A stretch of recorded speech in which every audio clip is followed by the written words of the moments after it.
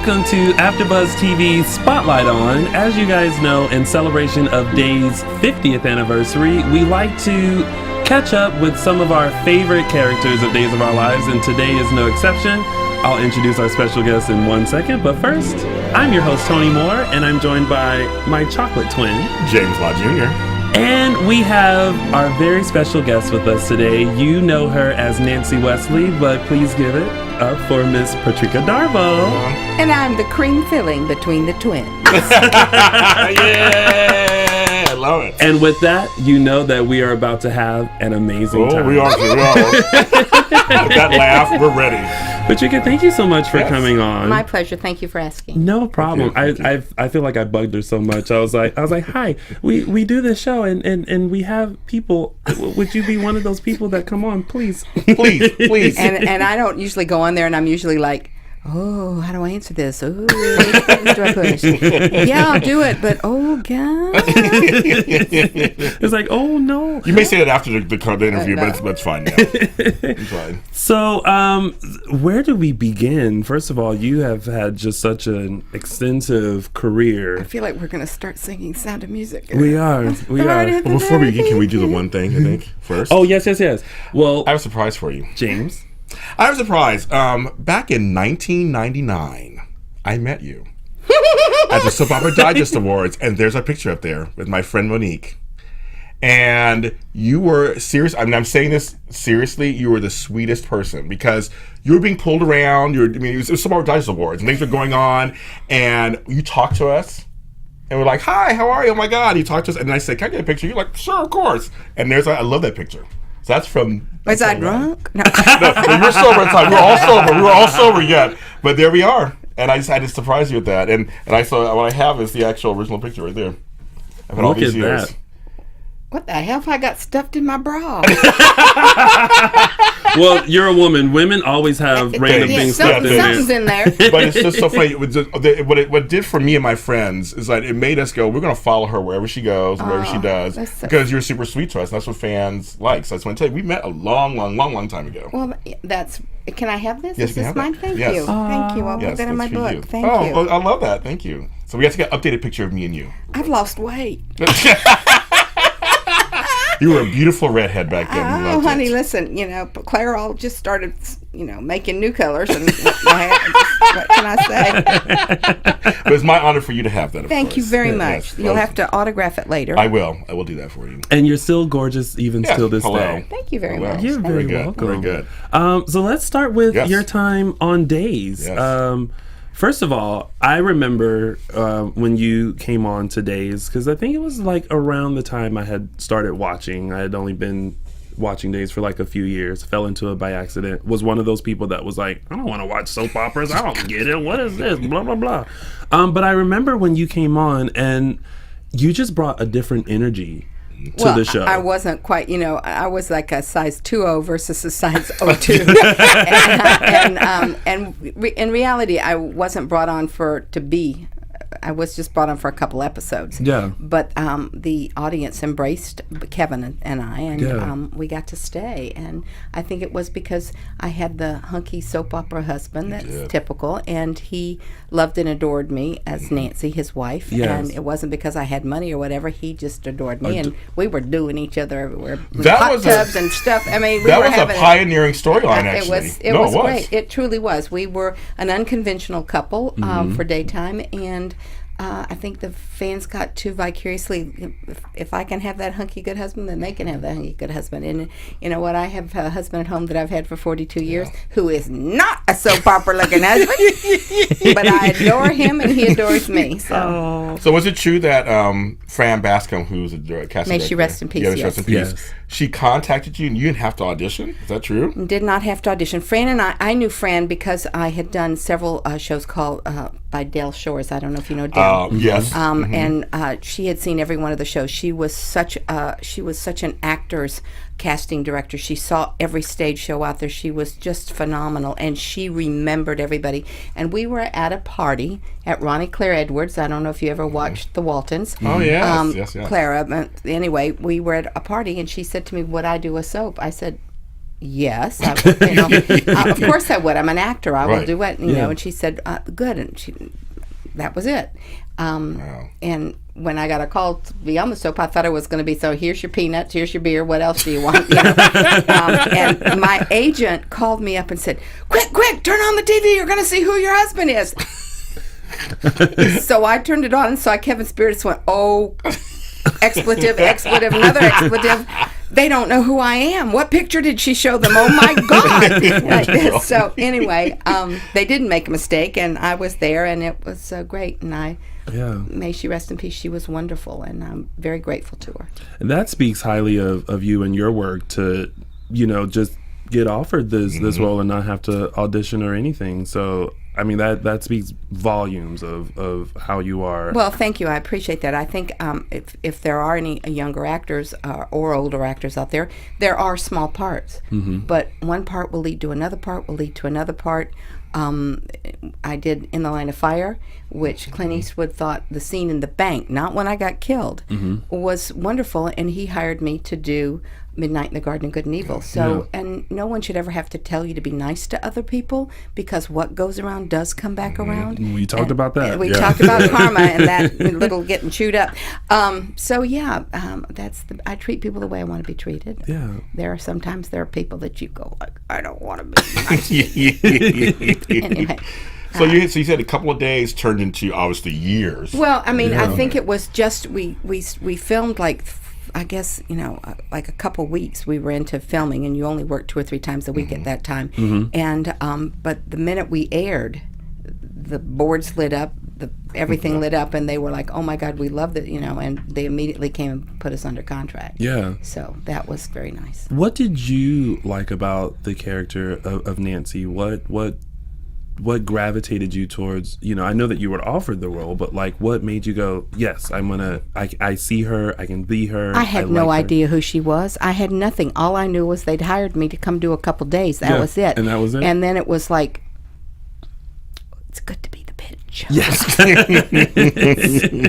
It's good. Usually I was the beat up housewife, downtrodden, the ditzy neighbor, whatever. And Nancy was hell on wheels. And, she was. So took no prisoners. She was so manipulative. You fought with Mike, Dr. Mike. You guys had a feud too. You and Rourke Critchlow. Nurse Allie will never forget us. Exactly. Drove her to a little bit nutsy face. Yes. And I sort of feel bad. I mean, things change and stuff, but I do believe that Nancy and Craig would have hurt a couple other people when someone turned their daughter into a prostitute. Yes. And my grandson. So they missed the boat on some really, really good, meaty stuff there. And who's to say that might not happen in the future? Right. Hello, I'm available. But there's a lot of stuff out there that I think Nancy and Craig could have shaken things up, and they do need a good chief of staff. I don't care. Yeah. And can you see me and your mom? Your mom? To get you mixing it together, of course. See what's going to happen? Oh, yeah. Oh, yeah. Oh, yeah. Mm-hmm. Oh, yeah. I swear that hospital will be ran like clockwork. Okay. Can you imagine if like the Wesleys were like a Demera, like a Kyriakis? Like you have the Demeras, the Kyriakis, the Wesleys. Mm-hmm. That could have been it. Days might have missed the boat on that. Well, don't forget we have this lovely daughter named Joy. And now you also have to remember that Chloe was not raised by us. Nope. That is true. But Joy was raised by her mother. By her mother. Raised by her mother. Yeah. Now, on the show, Nancy dealt with a lot as far as like there was a storyline where she dealt with breast cancer. Yes. She dealt with Chloe having leukemia. Yes. And Hit even by a truck. Yeah, getting hit by a truck. And even just like, the whole like, Chloe was given up for adoption and finding her and reconnecting with her. Just as an actress, like how was that for you to be able to play like all of that and be given so much material to For kind me, of play it was wonderful because, as I said before, usually I was the beat up housewife. Yeah. And on one scene, off one scene, or the ditzy neighbor who popped in and out. These were meaty stories that allowed me to do what I trained to do, to be an actor and to show those different things. The only thing that kind of made me crazy at one time was to get hit by a truck, be laying in the hospital, and have a full set of eyelashes. You did. I was like, what? I still have to go to hair and makeup? What? So, anyway, but you look damn good when you're on the show. Hey, that's right. Even laying there, you still have to You be. look good. And Mr. Richard Bluer clothed me fabulously. Yes. So what was a little behind the scenes with you and Kevin? Because you had to kind of create this sexy, loving relationship. My first scene in the bed. Tell us, girl, tell us. First of all, I'm like at the camera, guys, you shoot the back of my arm, I'll kill you. I'll kill each and every one of you. So here I am in my negligee laying across him, playing with his chest, and I'm like going, oh my God, I'm in a soap and I'm playing with his chest. This is wonderful. And I hear, Patrika, it's your line, Patrika. And I went, okay. Oh my God. So I had sort of zoned out on Mr. Kevin Spiritus's gorgeous chest. And most of the time, because they wouldn't shoot the back of my arm because I would kill them, I was in the bed in a lovely little ensemble. He got to be naked. I'm a lucky woman. A lucky woman. I love that. I do. I love that.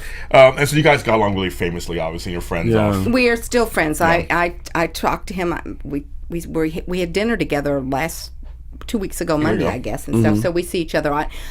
Kevin and I used to do fan events, which we would do some big Broadway spectacular because Kevin is a singer. Oh, yes. I was terrified all the time, but he had me out there singing and dancing and doing stuff that I would never think about doing. That's great. But we had the Wesleys on Broadway, the Friday Night Fever with the Wesleys, the Moulin Rouge with the Wesleys, and the best part about it was we got our fellow castmates to come and join us because you don't sometimes know that Eric Martzoff is a brilliant singer, and I can't even say all the names right this moment, but everybody. Ali Sweeney was dancing in the Moulin Rouge Boogie Woogie with us and stuff like that. I mean, everybody came out and participated in that, so it was fun to have a different side for all the fans to see the musical thing and stuff like that. So we had a great time. Oh, that sounds like fun. When they asked you to be pregnant, how did they approach you about things? It's like you have to have a baby for I was you're just on the like, there's just baby found, and I went like this. I guess I won't be wearing a pregnant suit, though, will I?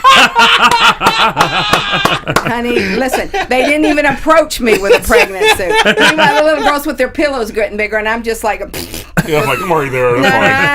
no, I'm fine. I'm fine. So That's so funny. Oh my goodness. yeah. Well, listen, honey, when Nancy put the hot tub into I went to the guys and I went, these float. Women's bosom are made of quite a bit of Yes. Things. Stuff. fat. Anyway, but they float. Right. So I said, bubbles. We need lots of bubbles in this stuff like this. And then I went to the other guy saying, and when you fill this thing up, when Little Miss Size 2 gets in the tub, the water rises this much. I get in the thing, the water's rising. I don't want any spillage. I don't want any crap.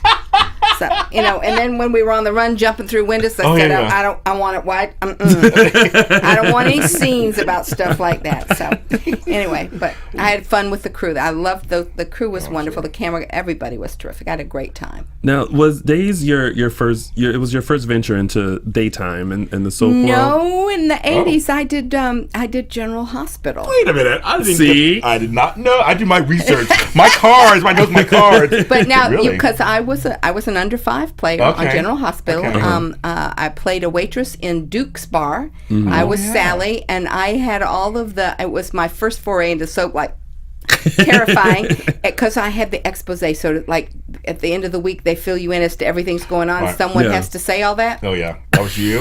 Oh, how funny. So, and the doctors, I understand they were and then you had, and more peanuts, and I'll get you some beer in just a second. And then she was like this, and then, so it was, I was like, ooh, crazy. Wow. But it was when the two brothers were still there, but, I mean, it was Duke's Bar. I was there when Duke first came to star. Yes. I was Sally the restaurant. Look at that. buddy. See, well, James also covers General Hospital here as well. So that's a tidbit you need to remind people of. Years ago. I was watching it, but I just, So.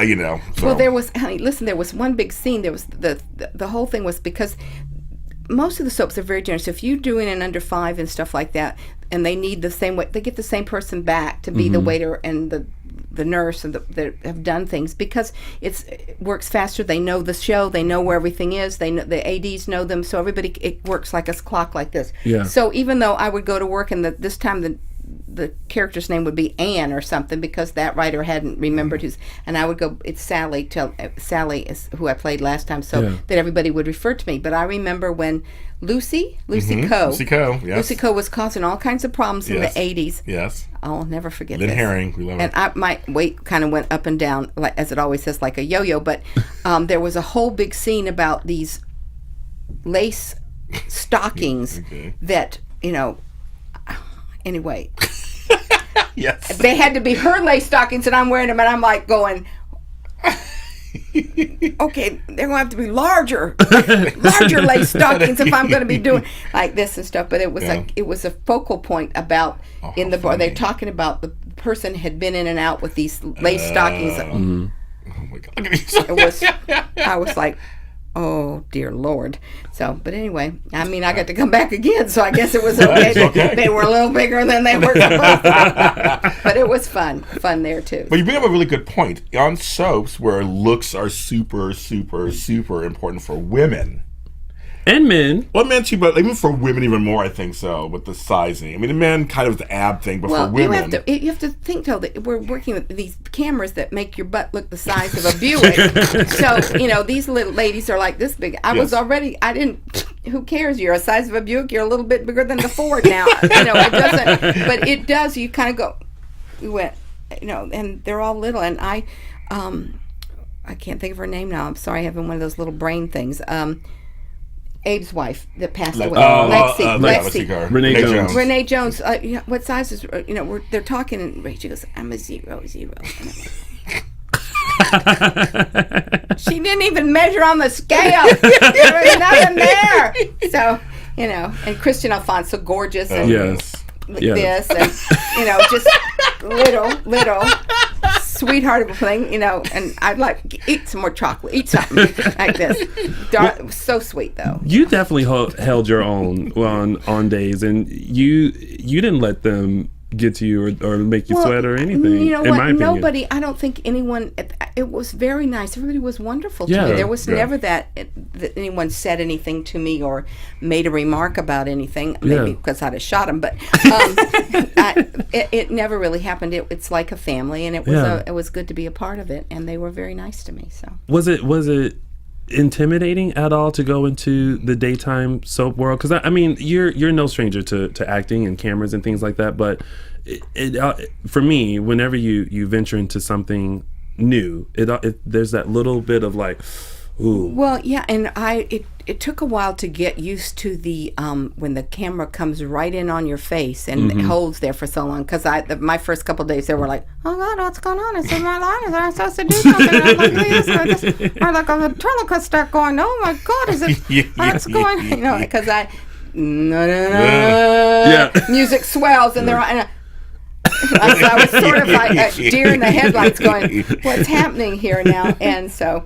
It was a little crazy. And the camera goes, I mean, sometimes I would be, usually when you're working with the cameras, you hit your mark, and they put the mark. Now, they're a little broader with the 4 cameras going on. And there would be scenes where I would be going, I love you this way. But my back would be to Kevin. I love you, because they're doing a 2-shot. And I'm going, how can I say I love somebody and I'm not looking at them? So there were a lot of technical things that just...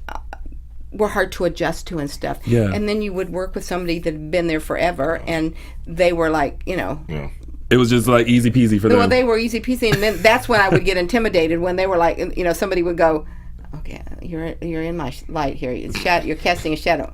Oh. Sorry, Deidre. Sorry.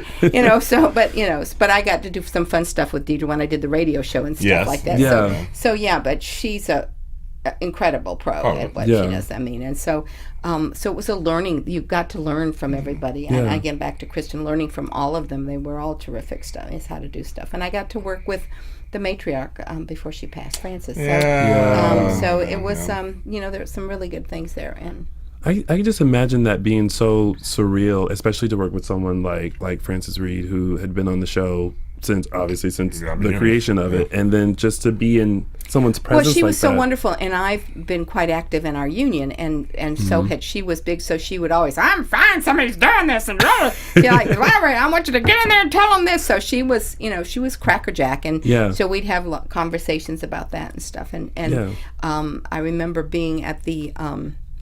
I think it was down at the Taper, or either it was at the Amundsen, and there were pictures of things that had been going on in the 40s, and her picture was there working with Kirk Douglas and stuff during the 40s and stuff. I mean, because it was like Days of Our Lives wasn't the first thing that Frances Reed ever did. Right. Of course, yeah. So, and to be with that icon too, because she's part of the 40s and the movies and everything growing up and stuff. So it was great. Was there anybody you didn't work with? I'm trying to think. You worked with a lot of people. You had scenes at least with a lot of people, which is really good with the soap, because they always have the kudos to the writers and the producers, because they have that Bible that they keep things moving and stuff like that. Yeah. That was the hardest thing going back when Chloe was a little off her nut trying to get back with Daniel.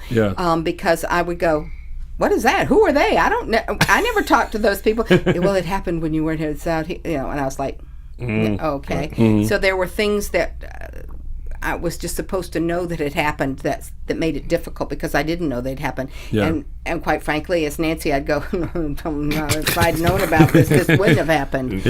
Which I felt was sort of a kind of an insult to the fans, because I think the fans and the letters and things that I would get written to me, to my fan club and stuff, going, what are they doing? Why are they again, I'm not in charge. Right. You're not. That's it happens. That's you have to move the stories on. So sometimes things that are not in your wheelhouse of what you think should be happening are not, because they have to gear the stories to go. So is that. And we're getting ready to celebrate the 50th anniversary of the show, so they're doing things right, I think. There, so. Yeah, one of our people, Loretta Johnson's like, would you come back for the 50th? And you just answered earlier. You're like, well, it's this point. I have been invited to. There's going to be a get together of everyone, which they've included myself and Kevin. That's nice. Which is always nice to know that you were remembered for that. Yeah. But you have to keep in mind too, the soaps move so much faster now, and they are what you're seeing right this moment. They're already shooting stuff in April. I mean, they're 6 months ahead of themselves. So, so God bless the writers that came in now. They're trying to fix things that are already in the can that they can't. So, it's patience and knowing that they are working to make sure they keep the fans happy and keep the show on the air and stuff. So, as far as the 50th, I don't think so, because they're that far ahead right this moment, and there's not a place for us right this moment. There could be down the line where it's time for the the chief of staff is back with that daughter from hell. Such a darling, I love her dearly. She's mama's girl, and Miss Joy will. Take over, and we'll start again. So we have to ask you about Nadia. Yes. How was it working with Nadia? Gorgeous girl. She was 18 years old when she started. Yeah. Come on, we watched her grow up, and her mother Fari and I, we used to pal around and go golfing and do all kinds of stuff together too. So it was, she had two mothers to answer to, but she's lovely, beautiful voice. The whole family. Come on, it's like. Okay, let's just draw imaginary fabulousness, and there they are. Each one more gorgeous than the next one, and more talented than the next one, and. It's amazing, but she, I expect to hear about babies or something soon, because she just got married. And her husband's not bad to look at either. So we're like talking about another whole genre of beautiful people popping out somewhere or another. So. I think fans always get excited because they announced that Nadia was coming back as Chloe. So then it's always like, ooh, does that mean Nancy and Craig are on their way back too? Well, again, it depends on how the writers are moving things over. And is Chloe's character coming back for just a hop and a skip, and then she's out of there? Right. And I know Nadia's she's doing films right this moment and other things. I mean, she's a talented lady. So, she is. In her life, she grew up on that soap. She did. So she's venturing out, even doing more things and stuff like that. And it is tough when you grow up on one genre to start and do other stuff. I mean, look at excuse me, look at Allie Sweeney. I mean, she grew up, she developed what a wonderful character. She's beloved by everyone.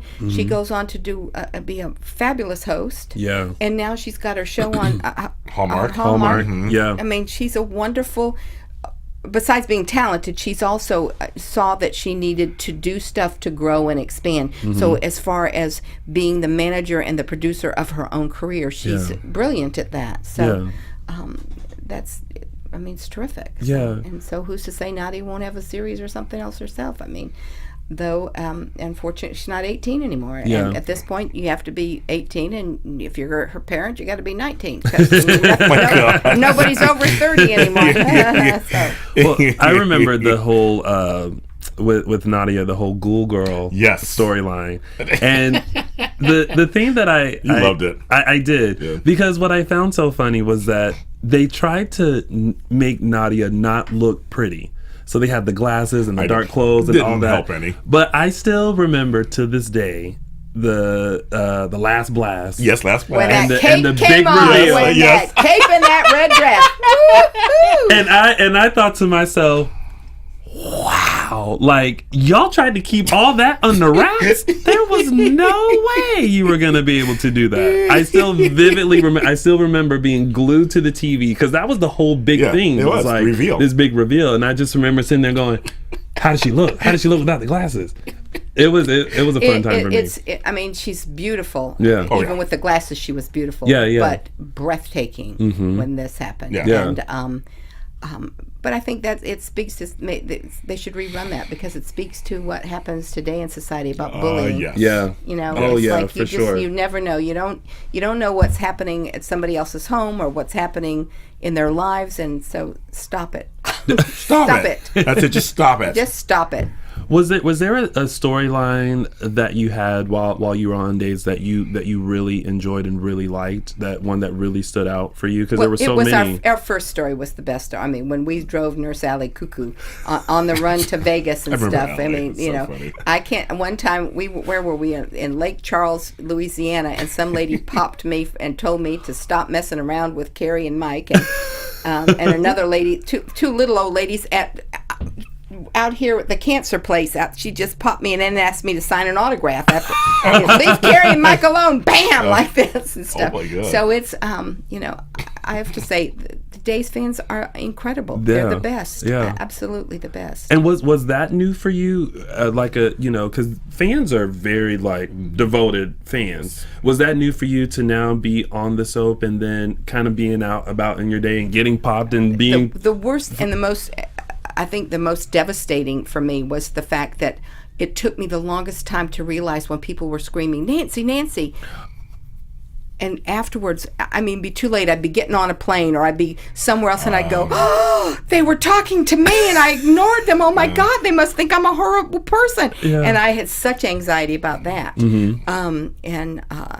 Now if I hear Nancy and I'm not even on the show anymore, oh yeah, what? I mean, it's that kind of thing because it really was because that's not who I am, and I mean, sometimes Kevin would be dragging me through airports, going, "You don't have time. She doesn't have time. We don't have. Come on," you know, back and forth. But you know, I mean, for anybody, we wouldn't be where we are without our fans, and I'm so appreciative of that. And if I didn't answer you when you called my name, But you answered me. I picked it. I said, you talked to us. You did. You were busy. And Kevin was with you. He didn't talk to me, but you talked to me.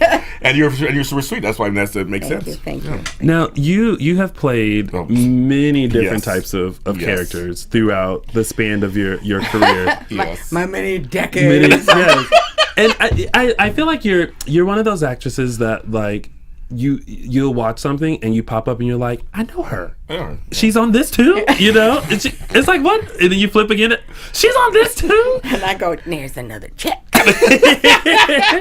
Have you as an actor, we all have roles that we would love to play and do. Is there a role that you haven't done that you want to do? You know, I don't know if it's been written yet, but you know what? I think we all just want to work. And as the radio show that we're doing right this moment in televised, and fans can contact us and stuff. There's all this new media stuff now. These I'm doing The Bay, which just won an Emmy. Yes, congratulations. I've auditioned for a couple more, and please, I want the one I auditioned for. Yes. Anyway, but there's so Give it to her. But there's I don't know if it's been written yet or not. Yeah. There's so many venues now for actors, but I would just say to producers and casting people that there are over 100 and some odd thousand members of Screen Actors Guild and SAG-AFTRA, and to stop just hiring the same people over and over again. Audition more people, and know that we all are we're all talented, and we'd all like to work. And this is true. It's like I am older, so I do remember that used to go to an audition and there would be 5 people. You'd walk in and there all the producers and the director would be sitting there, and you would do your business there. And as an actor, it's here. Now you go to an audition, there's at least 25 people for every role. Every role. At least 25 people being auditioned. And you're not with anybody in the room except the casting person, and if you're lucky, a reader. Otherwise, you got the casting person aiming the camera at you and then reading. And so see Dick run, and you're supposed to respond. Well, an actor is here. It is. So it's very hard when you're suddenly trying to the camera and your reader's over here and you're right. It's disconcerting. It's just so young actors train with that camera, because that's where it is right this moment. So. And I mean, versus the career or the industry, when you first started and up until now is vastly different, I'm sure. Like, how do you feel about, the differences between then and now, especially with like all the different mediums and how people are going about this career? And, now with reality TV, people use that as a platform to get, like, how do you feel about the work that people do, or how people pursue this career versus now and back then? Well, it's, it's like progress. You have things are never going to stay the same, or otherwise we'd be, like the Flintstones running like this. And so it's that kind of thing. So we all get stuck in the ruts. I've learned how to tweet and retweet, but not really well by myself on that stuff. I think if you have younger people in your life, I have no children, so I'm not familiar with this kind of stuff. But at the same time, the way we're having a conversation now is dying. It is. Right. That's the unfortunate part. That's the thing that I miss, and I think that people, you learn so much more, you see so much more, you hear more than when you're here. I agree. And when you only have 140 characters, I need 160, 175, 200. How do you keep your life going? And it's like it's for Dancing with the Stars, which is going on right this moment. So I didn't know who this YouTube people. To me, I'm like, I don't know who these people are and stuff like that. Like the YouTube and Vine stars. Right. Those kind of things make it difficult, because I'm not. That's not it. So it's a growing thing. We need to listen, and if we don't talk to one another later, going, I don't understand, what is he doing? What is that? Who is he? Then you've lost. Then I've lost that part of it too. So it's just, I think all of the technical things are wonderful. We do progress and stuff like that. But if we stop talking to one another, if we don't acknowledge one another, if we don't have some kind of passing thing going on between, then we become automatons or robots. It's like Terminator is here. So no, I totally agree. I feel like I now sound like how my parents sound when I was growing up and things were changing in technology, and we were like, this is this and this is what's cool now and blah blah. And now I'm like, I don't get this, and I miss the days of having a house phone and the cassette tape where for your messages and not having a cell phone so that you can be text or called 24 hours a day, or even email. Like that was I was around when email first started, so it's just different how we communicate with each other and how less and less human interaction is happening, and it's all about. I went to the doctor now, and you have to download and put it on your thing, so now you can talk to your doctor, make your appointment. Oh, you need this. Oh, you need that. And I'm like, I'm a number. I don't even have people. And it's like, it's like you just want. I just want a number. I just want to talk to someone, please. I got Starbucks downloaded, but I haven't figured out how to do it yet. Hey, one step at a time. Oh, I can't. You download it, and then you let it sit. I do it. And downloaded. then you did it. I got Starbucks. Don't know how to use it. I bring out my little gold card. Like this thing. Now, one of our fans on the YouTube, as we had mentioned earlier, she asked about your role in Speed 2 with Sandra Bullock, and how was it working with her? And then under that, she said, "If it's not her, I'm so sorry." Yeah. It was me. I wanted around in my bra half the time. Yes, it was wonderful. Sandy Bullock is just as she says. She's like the girl next door. She was very generous and wonderful to everybody. It was tough being stuck on a ship. I bet. Because it was hurricane time, so there were times where, let's just put it this way, you walk in my room and here was my bed.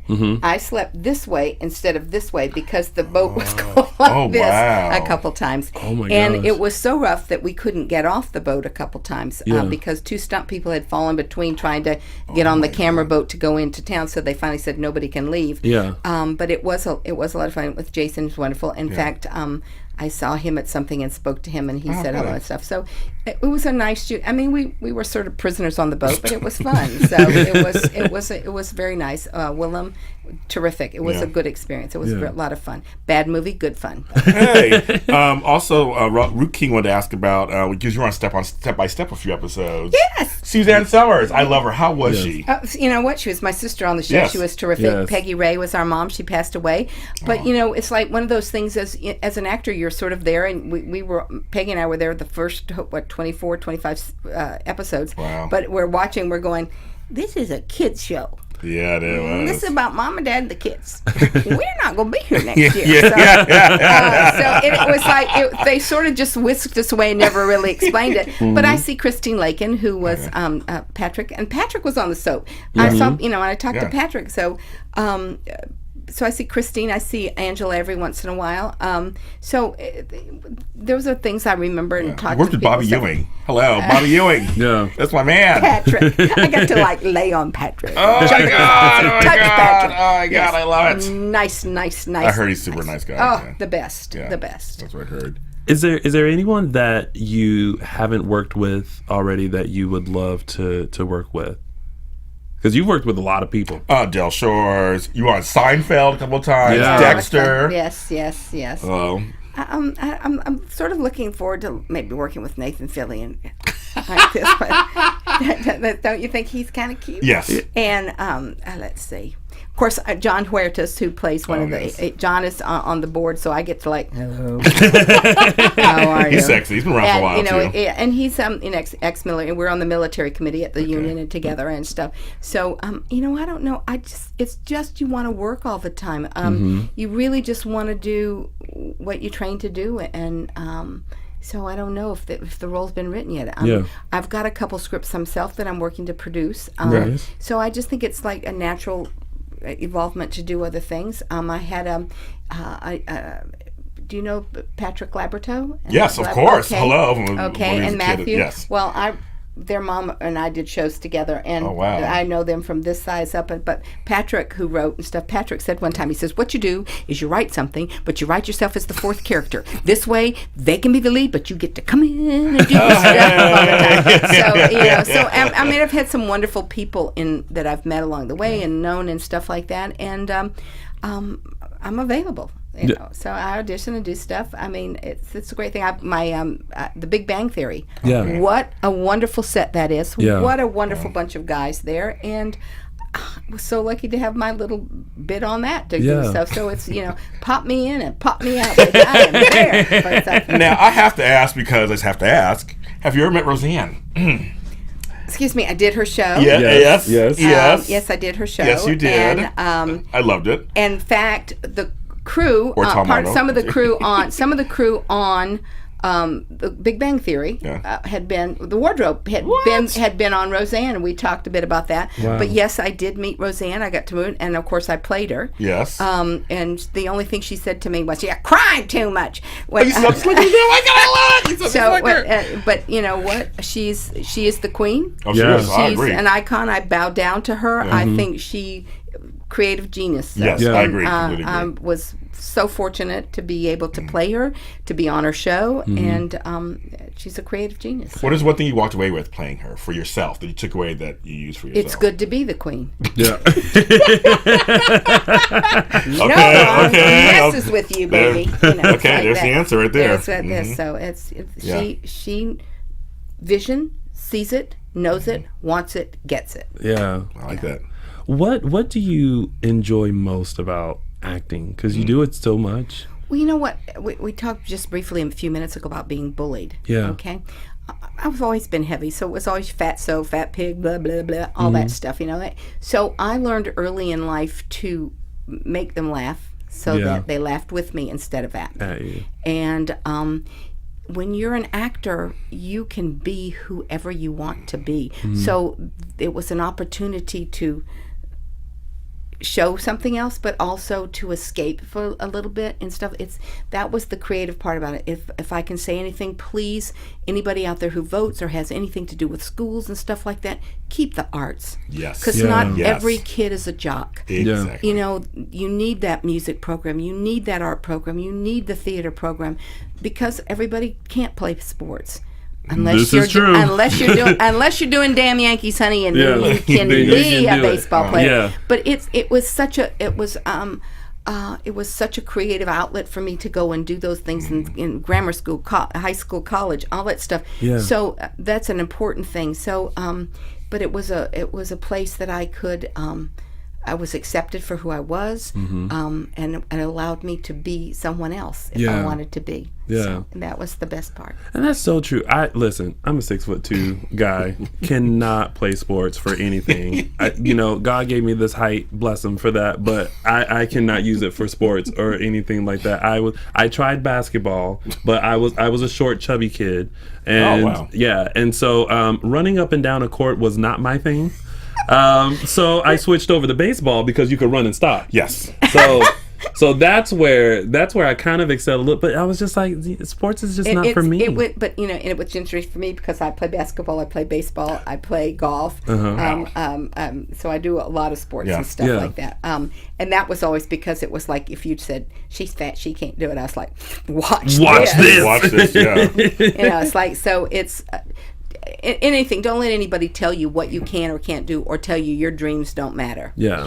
My grandkids go to an art-based school in Sacramento. Good. Leonardo da Vinci. It's a whole art-based program, which they're doing better in the non-art subjects because they have the art stuff. Because Because you can be free. There's nothing holding you or judging you and making you feel bad about yourself. Yeah. And that's what I think is the bad thing. I agree. What are some of your other passions that you have? I don't think animals or small children have a voice, and if I can be their voice, I will be. So don't mess with them. Yeah. That's right. Do you have a lot of animals? I only have one right now. She's a diva, and she only wants one dog in her house by her mother. And she's a little rescue, and she's like, unfortunately, a one dog house. In the past, I've had one. I had a little pit mix, who was the sweetest dog on the face of the earth. I could have had 40 dogs in the house with her. I lost her to cancer, but my little terrier. Terror. Terror. People would cross the street to get away from the pit, who was like, "Hello, I love you." And the terrier, who's like just adorable, is like, "Hey, come over here and I'll rip your face off." So it's like, anyway. But and children, I think children don't have a voice, and so you need to speak up if you see any kind of abuse and things going on. So. I never had that problem as a kid. I spoke up when I needed to. I think I had that too. I never had a problem with that either. But unfortunately, there are some that don't, yeah. and so we need to be their voices. Exactly. And if you see animal abuse, you need to be that voice. Yes, I like that. See, I think just in general, people should speak up. That's why I love that show. What Would You Do on ABC? I love that See show. what people do. Just to see how people react and what people will do in certain situations. I stood up in the SeaWorld. Some guy was taking a child out, a little girl, and she was screaming. I leaped in front of him and said, "Who are you? And where are you going with this child?" And the little girl stopped crying, immediately latched on. She said, "Grandpa, what's wrong?" Like this. So and he thanked me. Yeah. But, I would rather be embarrassed and say I'm sorry than read in the newspaper tomorrow something happened. So, yes, speak up against things that are going on. It'd be a much better world if we did that. There was a cat in a tree in a cage. And me and my friends went back and got her down. Babette, we named her, and had her for years and gave her a good life. But she was in a tree in a cage. And I was like, these people should be horsewhipped. Well, did you find him? We did. We took the cat and gave her a better life. And so for years, she still kind of licked the blinds sometimes. So it's kind of funny. It reminded her of the cage guest. But it was just like, we saw it, like, who does that? And I wonder if so many people who walked by saw that who didn't do anything. Well, come on, look at the poor little dog that had his mouth taped up that somebody found. There are disturbed people out there. And what people need to realize, I'm on my soapbox. I'm on my soapbox now. What you need to realize is when you see animal abuse, after the animal, the next thing is the child. That's right. Yeah. So you need to stop it immediately. I agree. Yeah. Those people need to be arrested and prosecuted and given help in prison. Yeah. Right. There you go. No, I like that. Good. There you go. Mm-hmm. So before we wrap things up, because we're almost out of time, what is the best advice you've been given as far as in the industry, and what advice would you give to someone who's starting out in the industry?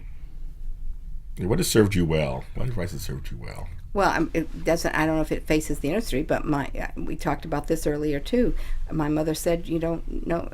You be nice to people. You treat people the way you want to be treated." Yeah. And nobody should have to tell you to be nice to people, but you should be. Treat people the way you want to be treated, and it'll come back threefold. Yeah. And so that's what I would pass on to new actors. And again, with new young actors, there are small parts, but there aren't small parts. Yeah. That's true. Take that and make it yours. Make it so that the next time. I started out doing under 5 stuff or extra business years ago. They used to have this special business class. So you'd be a background performer, but they give you special business.